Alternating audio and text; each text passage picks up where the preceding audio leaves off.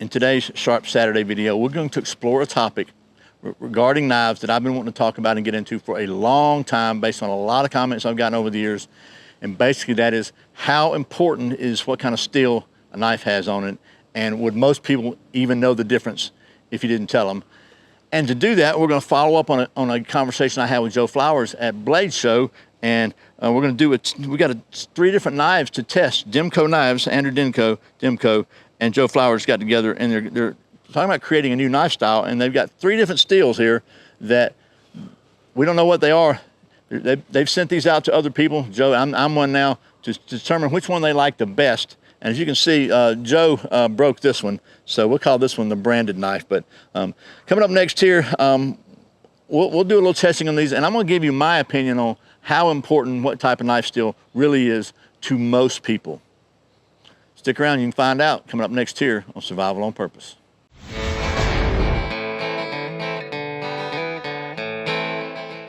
Welcome back to Survival on Purpose. My name is Brian. Thanks for joining me for today's Sharp Saturday video. Where Saturday, we take a look usually at something sharp.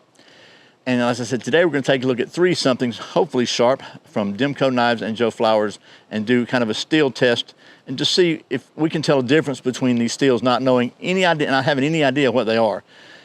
And we're going to tie that in with my contention about whether or not that really matters to most people. And I'll tell you that when we wrap this thing up. I'll give you my final opinion on that. But first, today's words of wisdom from the Bible. Today's wisdom is from Proverbs 9, verses 11 and 12 from the NLT translation. I think it's pretty good advice.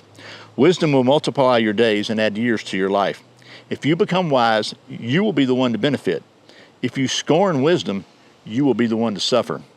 So those are words to live by right there. And also a big thanks to today's video sponsor. Today's video is sponsored by my friends at XS Sights, the fastest sight in any light.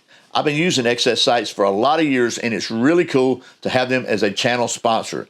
XS Sights are made in the USA in the great state of Texas, and you can save 15% on your order at their website by using the coupon code SOP15. Okay, so as I said, we've got three different knives here from Demko Knives. Put these together, and Andrew Demko and Joe got together. We're going to kind of co-design a knife, I think. And Andrew's decided to come up with this test to figure out what kind of steel to make them out of. So we got three different kinds of steel here. Each blade is different. They're marked on 1, 2, and 3. And nobody, maybe Andrew knows, hopefully Andrew knows, but none of us that have tested these know what kind of steel they're made out of. I know Joe Flowers was testing them. I don't know who else is testing them. Now they just came to me. But this one, as you can see, the number 2 steel, it was broken doing a tip test. Joe had stabbed this thing into a tree and stood on it, and it broke. So I'm going to try to figure out what kind of test I can do. As you can see, let me just give you some close-up. They have been beat pretty much to pieces already, obviously, and I don't know what I can do. I'm going to check the sharpness. I think it feels like somebody's put a little bit of an edge on them already, maybe messed with them a little bit. Hard to say. The edges look this one looks kind of beat up. They all look kind of beat up a little bit. I thought what I might do is get a bucket of water, stick them in some water for a few days, and see how well they fare on that. We'll see, maybe we can get a hint of what kind of steel they are. But I think this is going to be very enlightening, and we'll see if it bears out my opinion about how important different types of steel are and how important it is what kind of steel you have in your knife. So without further ado, let's get to doing that. You want to? Okay, so you see here, you can see, let's get that. It is 5:25 p.m. on the 20th. And test 3. And we're going to check these things every day for a few days and see how they fare. Okay, here we are in a display of rampant professionalism. It is now October the 11th, 20 days. And to be completely honest, I got really busy and forgot about these things. So let's see how bad they are. So we got some rust there. Let's have a look at them. Got a little algae slime too, so there's the one. A little rust around the base, none on the blade. The broken blade. And the orange blade has 0 rust. Okay, let's see if we can get a closer look at these things. So this is number one, and this is the part that was up. Actually, the part that was down has no rust on it. Just gonna give you some close-ups of this. Maybe my camera will focus on it. Let me get over here where it'll focus closer on me. And there we go. You can see that it's a little bit of rust there. Not a lot anywhere else on the blade.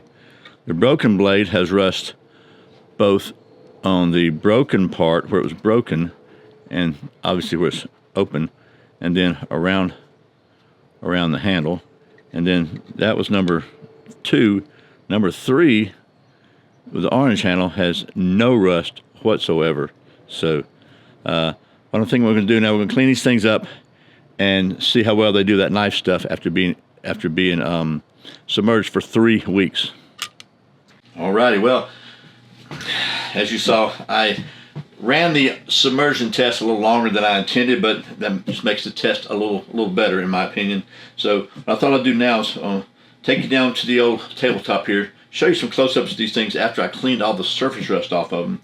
And then as I was trying to figure out what kind of testing to do, obviously they've been beat all to pieces, so I'm sure that footage will come out, but I thought one of the things that a lot of people bring out about different types of steel is how well they hold an edge and how easy they are to resharpen. So I thought we would try that. So give these close-ups. We'll see how sharp they are now after whatever they've been through. Looks like somebody might have touched them up a little bit. And then we'll see how hard it is to improve them to what I would consider the international standard of sharpness, the redneck sharpness. So let's get to doing that. You want to? Okay, so here are the 3 knives after I clean them up, and you can see they look a little different. There's not as much surface rust showing, although there is some significant rust on this one. So then again, this is knife number 1, knife number 2, knife number 3. Don't have any idea what type of steel this is. We're going to set them aside and look at them real quickly one at a time just to give you the close-up. So this is number 1. You saw it had a lot of rust when we pulled it out. Let me see if I can get this thing to focus here for you. I think that's focused now. So you can see not a lot of rust there. A little bit around the handle, just a little. But really not too bad. Just a little, mostly right there is the only rust really you can see. So you can see that kind of on there. And then, other than that, a little bit on the back of this, right down there at the handle. It's all right at where the handle connection is. And then you can see the back of this thing's been beat up pretty good from all sorts of stuff. So we're not gonna beat it up anymore. That's number 1. Number 2, this is the one that Joe Flowers broke the tip off of, and you can see the interior where it's broken is. Can you see that? Let me see if I can get some focus going on here. You can see it's very, very rusty on there, and then around the handle, this one had a lot more rust on it.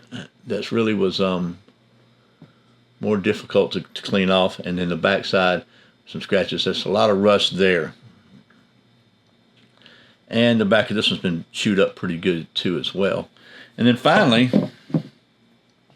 here is knife number 3, and not a lick of rust, as we say, none.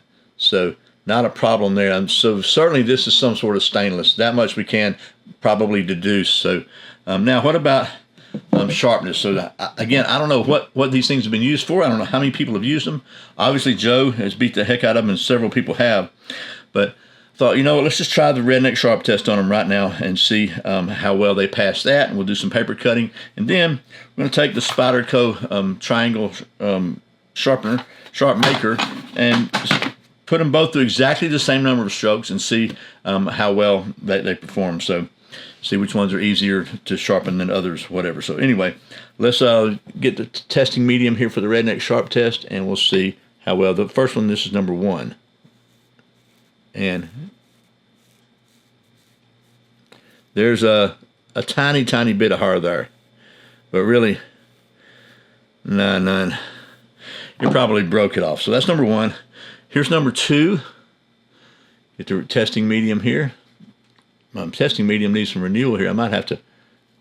Okay, so this one, it feels like it's got some sharpness to it, and there's a little bit there, a little bit of hair there, but not a lot. But still. And let's try number 3.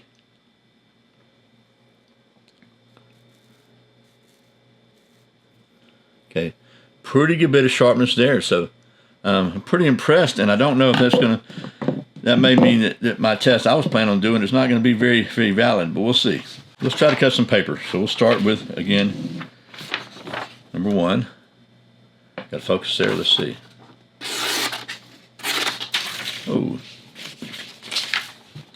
so it's doing okay actually. All right, let's try it number two with the shorter blade.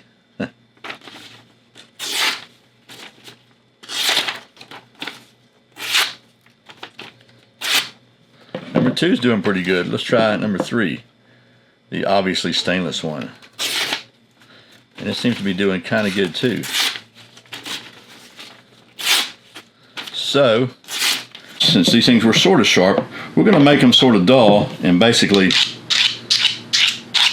if we can lose the edge, whatever edge is on them, see if we can lose it. Like it might have been used pretty extensively in the field. And we'll do this one. And just to see if the de-sharpening was successful, let's try some paper.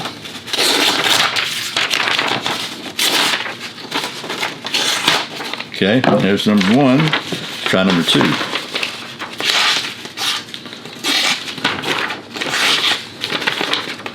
Okay, I believe we can call that successfully de-sharpened. And try number three. Number three might need a little, well, let's see.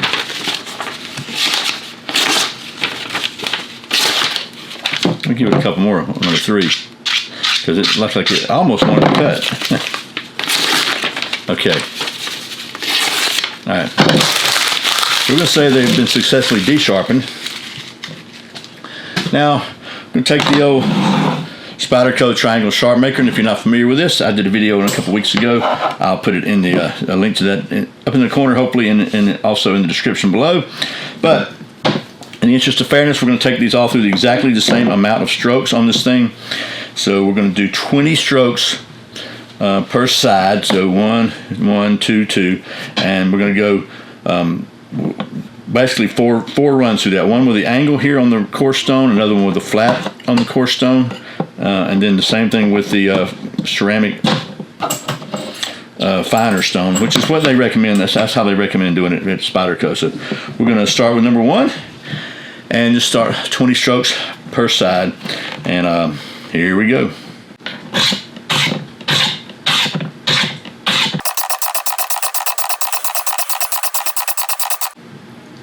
You know what? I think I'm going to do 50 strokes per side, just to do the best job we can on these things. Give them every opportunity to pass.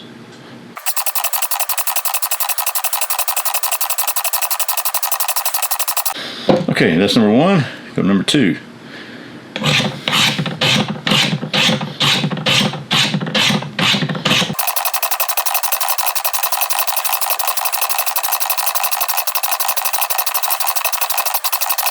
And number three.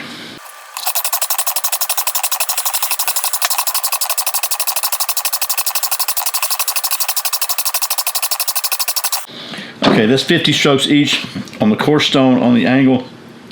Now I decided to go a little bit more because that's the initial kind of resetting the edge, because obviously these things were abused. They were run intentionally across a very rough metal surface to try to dull them. So turn to the flats now, and probably going to do we'll go with 50 strokes on this one too, just to keep it consistent. We'll start with number one.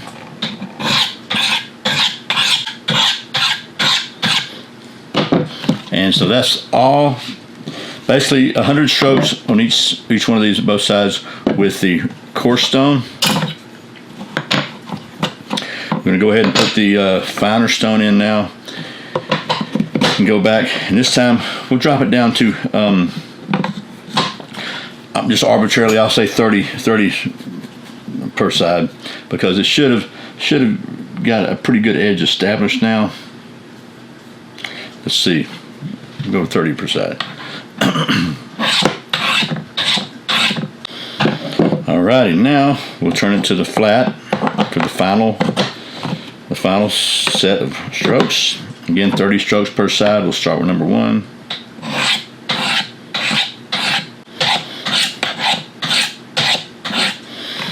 Okay, so that is 30 strokes apiece on all of them. let's do the redneck sharp test, and then we'll do the paper test. So, got some pretty good testing medium here. Let's just see what happens. This is 1, and we got very little. Okay, let's try 2. Essentially none. Okay, try 3. Also none. So let's try the paper. Here's 1. A little better. Okay, but not great. I can feel it tearing.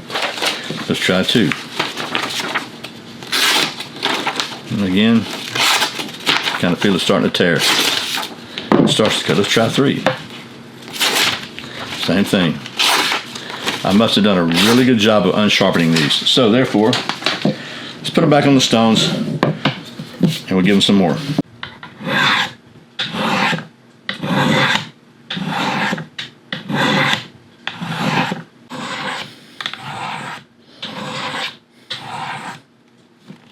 Alrighty. Number 1, let's see if it passes the redneck sharp test now. Oh yeah, baby. Oh yeah, she's like, by golly. Okay. I can feel it biting in. Let's try the paper. Okay.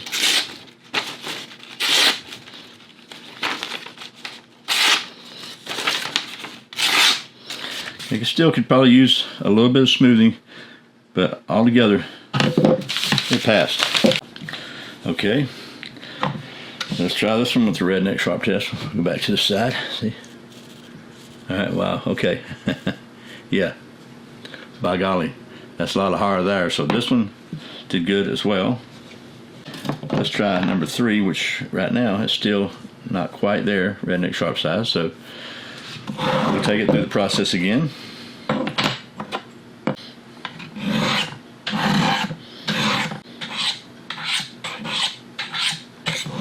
I think that's 50. Kind of lost count a couple times there, but let's see. What we got here? Got the focus grasshopper.